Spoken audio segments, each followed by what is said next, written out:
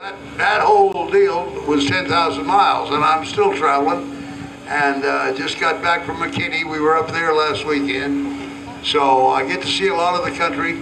I drive everywhere. I don't fly anymore.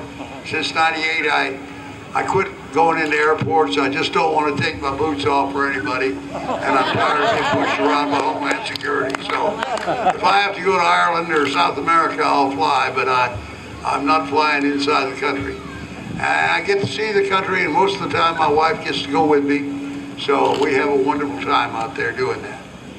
And I think the Virginian had a certain magic and majesty and magic to it that seems to have lived through the years, because people are still watching it, and it's very, very popular on the Inspiration Channel on Fridays and Saturdays.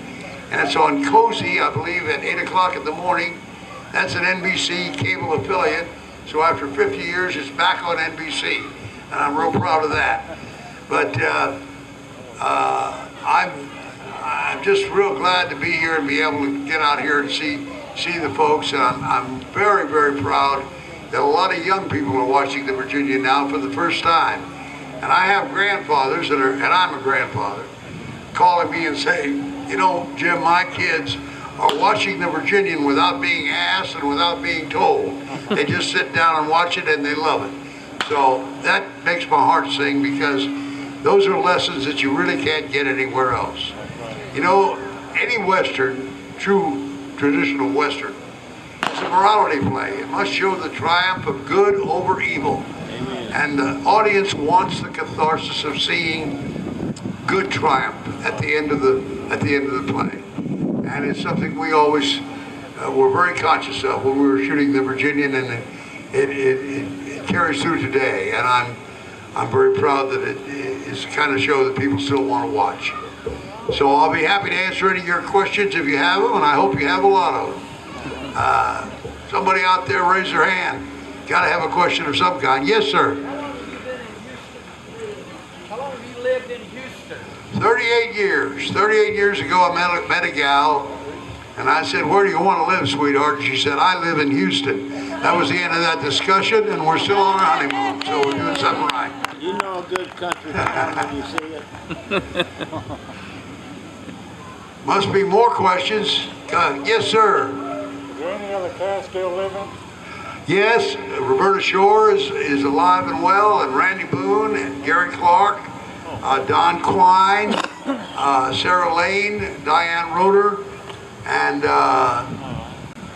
that's.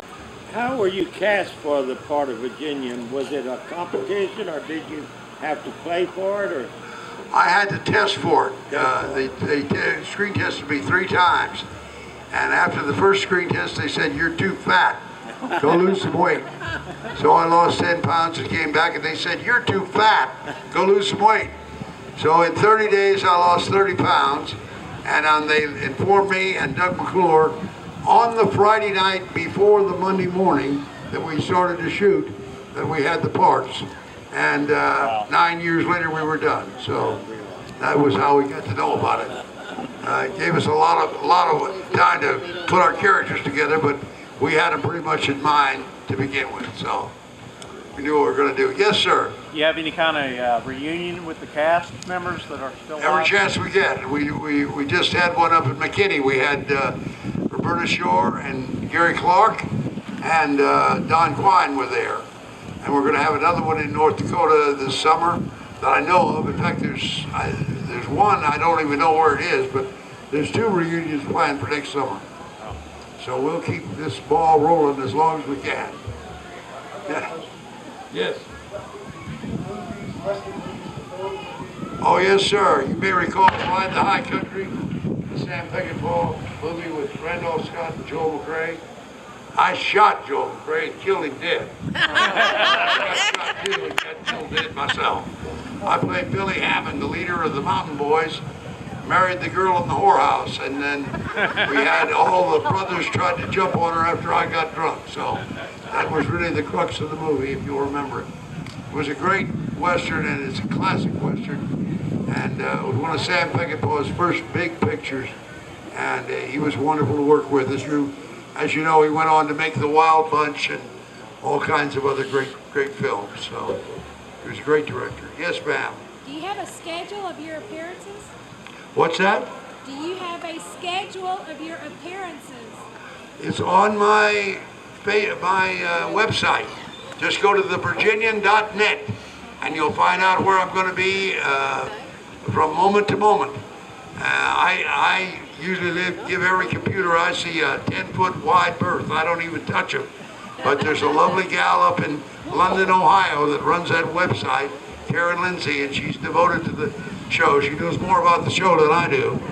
And she keeps my schedule and pretty much books me wherever I go. She arranged for this engagement here today. So that's always very helpful. Yes, sir.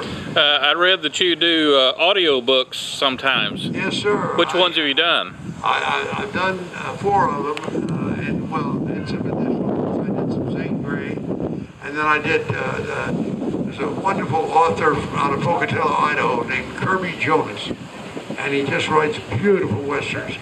And I got involved with him and read his books, and I decided to go ahead and record them on tape. And I did 2 of them up in Spokane, Washington, and then 2 of them back here at the University of Houston at their sound department. And they're all out. It's a company called Books in Motion, and they have them at truck stops for rental books, and they rent them, and then the truckers drop them off down the road at another truck stop, and somebody else rents them. But they're also for sale. So if you look up Books in Motion, you can find all my books.